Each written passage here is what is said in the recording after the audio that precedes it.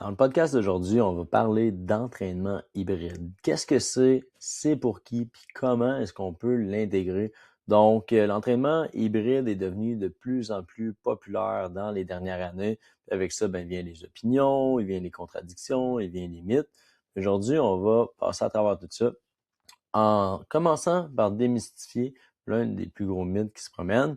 Est-ce que le cardio fait perdre des muscles? Est-ce qu'il détruit tes muscles? La réponse va te surprendre, sincèrement, mais avant de jumper là-dedans tout de suite, je vais te parler un petit peu de mon expérience personnelle. Donc, en quelques mots, il faut savoir que moi, ça fait au-dessus de, les 10, je pourrais dire même les 12 dernières années, ont été concentrés dans l'entraînement de résistance de type bodybuilding. Donc, quand on parle d'entraînement hybride, aussi, c'était pas aussi populaire à l'époque, c'était pas du tout mon type d'entraînement. J'avais beaucoup de plaisir dans l'entraînement de résistance, donc dans le bodybuilding. J'ai fait ça pour près de 10 ans avec 2 compétitions durant cette période-là. Mais 2 ans en arrière, j'ai fait ma 2e compétition. Sincèrement, j'étais, je vais le dire, tanné, écœuré de ce mode de vie-là.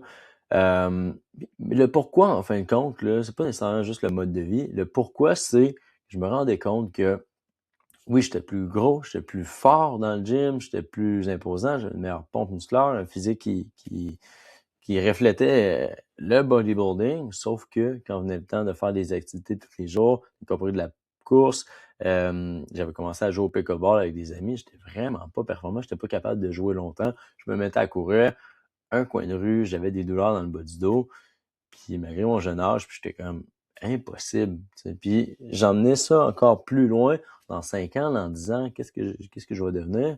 Donc, c'était irréel pour moi de continuer dans cette histoire-là, d'où pourquoi j'ai décidé à ce moment-là de m'inscrire dans un triathlon olympique.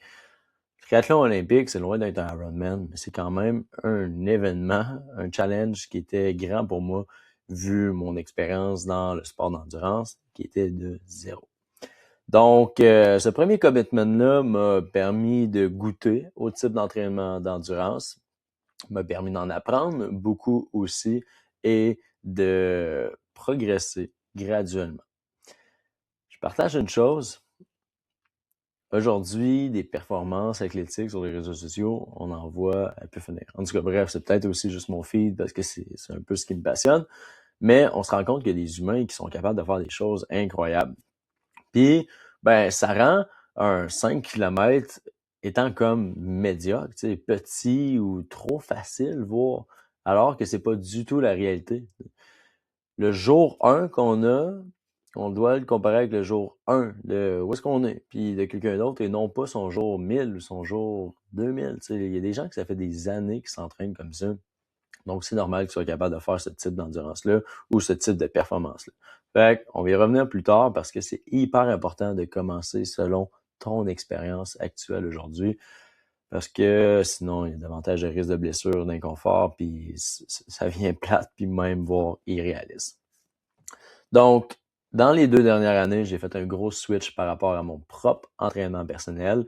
Comme je l'ai mentionné ici à l'écran, 10 ans de bodybuilding, triathlon olympique par la suite. Dans la même année, je me suis inscrit pour un trail de 16 km et dans la même année, je me suis inscrit dans un trail de 35 km. Donc, si on parle de l'an dernier. Et j'ai fait mon premier Irox en duo. Donc, Irox qui est un mélange d'entraînement, en fait, de compétition de course à pied. On a 8 stations ainsi que 8 km de course, toutes divisées l'une en l'autre. Excellent objectif, beau défi. Et cette année, j'ai fait en mode solo. Donc, t'as la même station avec les mêmes poids. Puis, c'est juste que tu le fais tout seul à la place d'être 2. Ça augmente un peu le challenge. Et j'ai fait mon inscription pour le UTHC, donc une course en forêt de 65 km. Malgré que je pars d'un parcours de 10 ans de bodybuilding dans le passé. Aujourd'hui, je m'entraîne encore en musculation. On va y revenir par la suite à quoi ressemble une semaine type d'entraînement. Mais ça fait quand même 2 ans que j'ai commencé à faire la progression, le changement dans mon mode de vie. Donc, juste pour te dire, c'est normal que ça prenne du temps. Puis il faut que tu te laisses le temps, il faut que tu te l'accordes ce temps. À travers les dernières années, évidemment, moi, j'ai profiter de ce moment-là pour m'instruire activement sur le sujet des sports d'endurance, étant donné que c'était nouveau pour moi. Et j'ai aussi engagé un entraîneur qui me suit depuis 2 ans, justement, qui est encore plus spécialisé que moi dans ce type de sport-là. Dans les 2 dernières années, j'ai pu en apprendre énormément. Il faut savoir aussi que le concept de sport hybride, c'est pas juste pour des athlètes de haut niveau, là. Je veux dire, c'est très accessible pour toi, pour monsieur, madame, tout le monde un peu. Évidemment, l'intensité puis le type de distance va varier, mais c'est accessible à absolument n'importe qui. Donc, on fait le tour un petit peu sur mon histoire. Je veux te parler un petit peu une semaine type. Bon, j'ai juste l'impression que mon visuel a un peu crash, mais c'est pas grave, on va y arriver ici. Donc, semaine type d'entraînement. Ici, on a un exemple. Il y a lundi, un jour de force. Mardi, une endurance. Fait que ça pourrait être une sortie de course à pied, une sortie de vélo. Si on parle de triathlon, c'est souvent ce qui va revenir avec la natation. Mercredi, une journée de force, de gym. Jeudi, peut-être une mobilité, un repos, un yoga actif ou encore un entraînement à basse intensité selon ton expérience. Vendredi, un gym. Un samedi, une sortie longue, encore dans le sport que tu souhaites, tu sais. Même éventuellement, il y a possibilité de combiner les deux. C'est juste qu'il faut le faire un peu étape par étape. Donc, on va bâtir ta condition physique. On va s'assurer que ça rentre dans ton horaire du temps. Puis tes séances n'ont pas besoin d'être hyper longues non plus. Tu sais, il va y avoir certaines séances qui peuvent être plus longues. Puis après ça, ben, tout dépend. Est-ce que tu t'entraînes peut-être pour t'aimerais faire ton premier demi-marathon, un premier marathon, un triathlon, un Ironman, ou c'est des sports plus axés sur, comme je l'ai dit, un Hyrox peut-être. Fait qu'il faut que tu développes des qualités musculaires dans les deux. Donc, il y a plusieurs méthodes d'y arriver.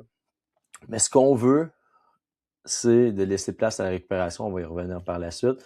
On veut s'assurer que notre corps a la possibilité de s'entraîner en musculation parce que c'est très important d'avoir une base musculaire. Ça va aider à la récupération, ça va aider à la prévention de blessures, etc. Et d'incorporer des entraînements principalement à basse intensité. On va y revenir aussi par la suite. Puis là, tu vas me dire, ouais, mais tu sais, moi, ça m'arrive que j'ai des périodes chargées ou pars en vacances, quoi que ce soit. Fait qu'est-ce qu'on fait dans un moment comme ça? Ben, peut-être qu'à place d'avoir fait 3 séances de musculation ou même 4 séances de musculation qui peut se faire, ben, on va ramener ça à 2. Puis tes sorties d'entraînement, ben, tu sais, une sortie de 30 minutes, là, ça reste une sortie de 30 minutes, puis c'est tellement simple à intégrer. Tu n'as pas besoin de te déplacer pour aller au gym, tu changes vraiment rapidement, tu rentres chez vous par la suite. Tu sais, il n'y a pas vraiment d'excuse pour dire hey, vraiment, j'ai pas eu le temps de placer un 30 minutes de course à pied ou un 45 minutes de vélo, tu sais, ou peut-être une nage. Il y a tellement de moyens d'y arriver quand on met l'accent sur les solutions plutôt que les problèmes. C'est ça le mindset qu'on veut développer. Puis, je te dirais que c'est même encore plus facile parce qu'étant donné qu'on s'entraîne en type d'entraînement hybride, on a une variété de sports. Tu pourrais faire la nage, tu pourrais faire la musculation, tu pourrais faire du yoga, tu pourrais aller jouer au pickleball, tu pourrais faire du vélo, tu peux faire une course à pied. Il y a tellement de choses que tu peux intégrer. Fait qu'on est tout le temps capable de placer un petit quelque chose par-ci, par-là qui va nous aider dans notre préparation. Donc, le but, c'est pas de se compliquer la vie. Le bloc numéro 4, les concepts clés lorsqu'on parle d'entraînement hybride qui sont très importants. Donc là, c'est un peu plus de la documentation, un peu plus de technique. Donc, c'est important de comprendre que oui, il y a un effet d'interférence qui existe entre les sports d'endurance et les sports de résistance. Quand je parle des sports de résistance, c'est principalement la musculation, la force, les choses comme ça qu'on va faire. Donc, est-ce que c'est une contrainte? Non, mais par contre, il faut savoir s'adapter et bien travailler avec. Parce qu'une programmation qui n'a pas été faite, qu'on y va juste par improvisation ou tu y vas toujours la cadence à 100%, va emmener des risques de blessure assurément. Fait, comme je l'ai mentionné ici, il est possible de combiner force et endurance avec une programmation intelligente sans l'improvisation. Et on veut favoriser le cardio à basse intensité. Quand c'est cardio, c'est activité physique.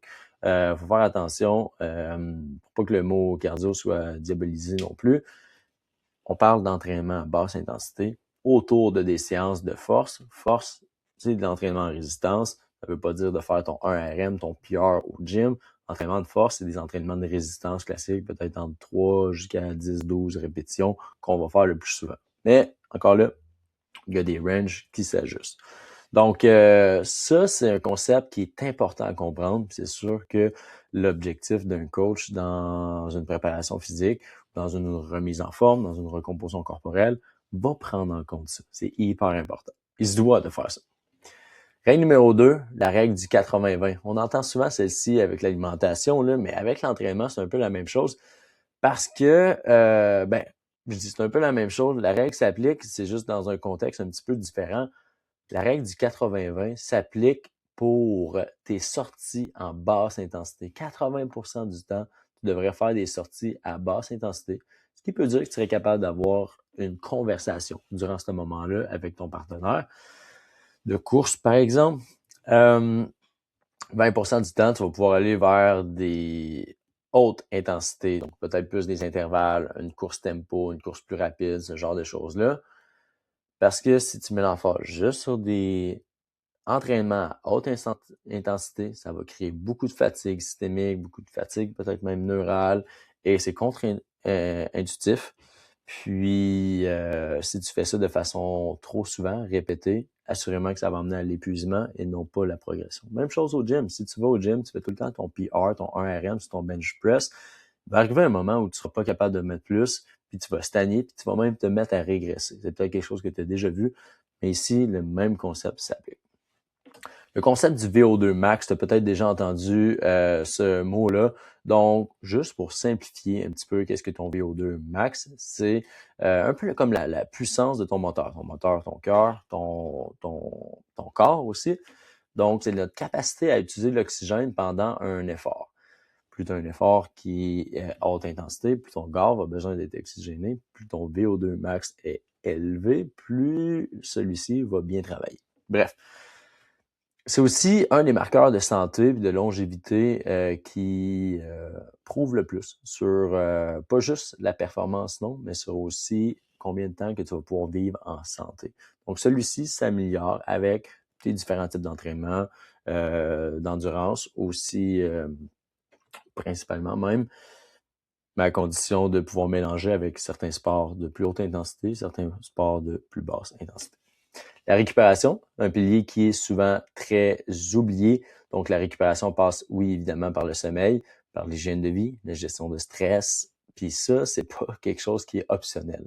C'est quelque chose qui est hyper important, puis encore plus dans les sports d'entraînement, d'endurance, parce que c'est à petite échelle, je veux dire, tu vas faire des petites distances, ça va prendre un petit peu, ce sera pas super long. Mais plus les distances deviennent ambitieuses, plus on s'en va vers des marathons, des ultra-trails, des Ironman et encore plus qui existent. Ce genre de choses-là se doit de ne pas être négligé parce que ça va emmener directement vers des blessures. Tu vas en payer le prix. Donc, un autre concept intéressant, le RED S, qui est un concept documenté par rapport à, dans le fond, l'énergie que tu vas consommer. Donc, pour te simplifier, si tu augmentes ton volume d'entraînement total, endurance ou résistance, voire les deux, sans augmenter tes calories, encore une fois, c'est directement dans le mur que tu t'en vas. Ton corps a besoin. Puis, si tu le nourris pas avec des calories qu'il va pouvoir utiliser comme source d'énergie, ben, il va aller chercher cette source d'énergie-là ailleurs, dans tes hormones, le muscle, la densité osseuse. Et évidemment, ça amène vers des blessures, fractures de stress, tout le kit. C'est à peu près la pire chose qu'un sportif peut se souhaiter. Fait qu'il faut faire vraiment, vraiment, vraiment attention à ça. Bloc numéro 5, les mythes fréquents qu'on va détruire ensemble. Donc, tantôt, on a parlé du fameux cardio qui détruit les muscles. Une croyance qui est populaire, mais c'est complètement faux. Je veux dire, avec une bonne programmation, une bonne alimentation, que tu t'assures de justement être en substrat énergétique, donc de manger plus que ce que tu as besoin, ton corps n'a aucune raison de venir chercher dans ta masse musculaire. Donc, non, il n'y a pas de problème. Par contre, si on crée un déficit calorique extrême et de façon prolongée, eh bien, oui, absolument. Mais tu sais, ça vient pas vraiment du cardio, ça vient du fait que tu es en déficit calorique extrême et que tu fais du cardio. Donc, c'est un mythe qu'on peut détruire absolument parce que j'aurais ma composition corporelle serait pas du tout la même puisque je fais énormément de temps de travail chaque semaine en sport d'endurance. Puis même si j'ai arrêté le bodybuilding, puis pour être franc avec toi, au moment où je faisais du bodybuilding, je prenais aussi des produits anabolisants, puis actuellement, j'en prends même plus. Et j'ai maintenu une très belle condition corporelle avec une bonne masse musculaire. Mythe numéro 2, on peut pas être bon aux deux en même temps. C'est une croyance populaire, encore une fois. C'est juste que, tu sais, il faut regarder où est-ce que tu es aujourd'hui. Si tu es débutant, autant dans la musculation que dans la course à pied, tu veux commencer à aller faire les deux, assurément que tu vas t'améliorer dans les deux, là, si tu le fais, encore une fois, avec une bonne programmation intelligente. À un haut niveau olympique, la personne veut être plus musclée, mettons, plus volumineux surtout, puis performer pour faire le meilleur temps record sur les 400 mètres, ben, tu sais, là, ça peut devenir contre-intuitif. Sauf que, je pense pas que tu sois là actuellement, tu sais. Fait que, pour la majorité des gens, il n'y a aucun problème. Oui, ça va être possible de faire les deux, à défaut d'avoir une bonne programmation. Ça, c'est sûr. Mythe numéro 3, il faut s'entraîner plus longtemps, qui est encore une croyance populaire, évidemment, qui est quand on regarde des gens qui font des triathlons, qui font des Ironman surtout, qui font des marathons, ben ils vont courir pendant des heures de temps, ils vont faire des activités. Fait que oui, mais encore une fois, si on regarde la réalité de où est-ce que tu es actuellement, ça se peut très bien que non, ça ne te prendra pas plus de temps. Je veux dire, là, si tu as tendance à faire une séance d'entraînement de musculation classique entre 50 à 75 minutes, puis tu commences à intégrer des entraînements de course à pied, puis c'est nouveau pour toi, 75 minutes de course à pied, c'est irréaliste. Ça va être des intervalles, puis ça va augmenter avec le temps. Donc, non, c'est tout à fait réaliste de pouvoir s'entraîner sans avoir à passer sa vie à faire que ça. L'important, encore une fois, c'est de mettre l'emphase sur la qualité plutôt que la quantité. Mythe numéro 4, manger moins quand on fait plus de sport. Parce qu'il y a des gens, dans le fond, qui vont commencer à justement mettre plus de sport dans leur vie, regarder tout ce qu'on voit sur les réseaux sociaux, changer leur alimentation, d'être un peu drastique avec tout ça. Donc, augmenter énormément le sport dans l'espace d'un mois parce que là, ils veulent des résultats rapides, puis ils vont tout faire pour y arriver. Puis en plus de ça, ils vont couper quasiment toute leur alimentation pour manger que des protéines, puis des salades, puis des légumes, mettons. Donc là, on vient de faire, bam, en augmentation de ton sport, de ton temps d'activité physique et ton nombre de calories, parce que tu mangeais de la junk, des restaurants, des choses comme ça avant, des chips. Là, tu as tout coupé ça. Tu viens de tomber peut-être en gros déficit calorique. Puis là, c'est un problème. C'est fait. Au contraire, plus tu fais du sport, plus tu vas devoir manger, puis plus aussi tu as la flexibilité de manger parce que plus tu dépenses. Donc, pour vrai, c'est le fun de faire plus de sport parce que tu as moins besoin d'être privatif sur ton alimentation. C'est souvent une des choses que je partage avec mes clients, c'est qu'à la place de penser à réduire, est-ce que c'est possible d'augmenter un peu? Donc, réduire l'alimentation, augmenter le temps de sport dans une semaine, selon tous ces sports, pas juste plus de musculation, on n'a pas besoin d'aller au gym 7 fois par semaine non plus, là, c'est pas possibilité. Donc, c'est des mythes fréquents qui reviennent, mais qui se doivent d'être dédramatisés. On a fait le tour rapidement sur le concept de l'entraînement hybride, sur qu'est-ce qui est important, qu'est-ce qu'il faut porter une attention particulière pour éviter justement les risques de blessures ou de contraintes ou quoi que ce soit. Puis on sait que la récupération et le sommeil sont deux alliés hyper importants pour augmenter notre volume d'entraînement et être capable de performer. Comme ça, tu vas être capable d'avoir une belle composition corporelle, une belle masse musculaire, puis d'augmenter tes performances physiques. Puis de ça va se dupliquer dans toutes les autres activités du quotidien. Si ton VO2 s'améliore parce que justement, tu prends plus le temps de faire des entraînements, tu t'alimentes mieux, tu as une meilleure hygiène de vie, tu vas voir que tout va être plus facile à la maison, au travail, dans ta vie de tous les jours. Puis, si tu as envie d'en apprendre davantage sur justement comment incorporer ça dans ta vie actuelle, avec ton travail, etc., mais c'est exactement ce que je fais avec mes clients à l'interne. Donc, on les aide à être justement, oui, plus constants, d'avoir justement plus d'adhérence dans leur structure, mais surtout de ne pas avoir se casser la tête sur le comment faire puis quoi faire. C'est exactement ce qu'on enseigne à nos clients. Puis surtout, on les aide à devenir autonomes dans le processus avec des connaissances et des choses qu'on va pouvoir répéter par la suite. Avec un plan d'entraînement qui est adapté à leur réalité, un suivi hebdomadaire, des ajustements en temps réel. Donc, absolument tout pour être capable de passer de là à là puis devenir quelqu'un qui rêvait de à quelqu'un qui fait ça. Donc, si c'est quelque chose qui t'intéresse, clique juste sur le lien ici. Il va y avoir un lien aussi dans le résumé de l'épisode. Puis, tu vas peut-être voir passer ces capsules de cet épisode-là aussi. Tu vas avoir les résumés direct là-bas. Tu vas pouvoir cliquer sur le lien, regarder la vidéo de ce qu'on fait un peu avec nos clients et prendre un appel avec moi ou un membre de l'équipe pour qu'on puisse t'aider avec ça. Fait que, sur ça, bon entraînement, une excellente journée à toi. On se parle bientôt.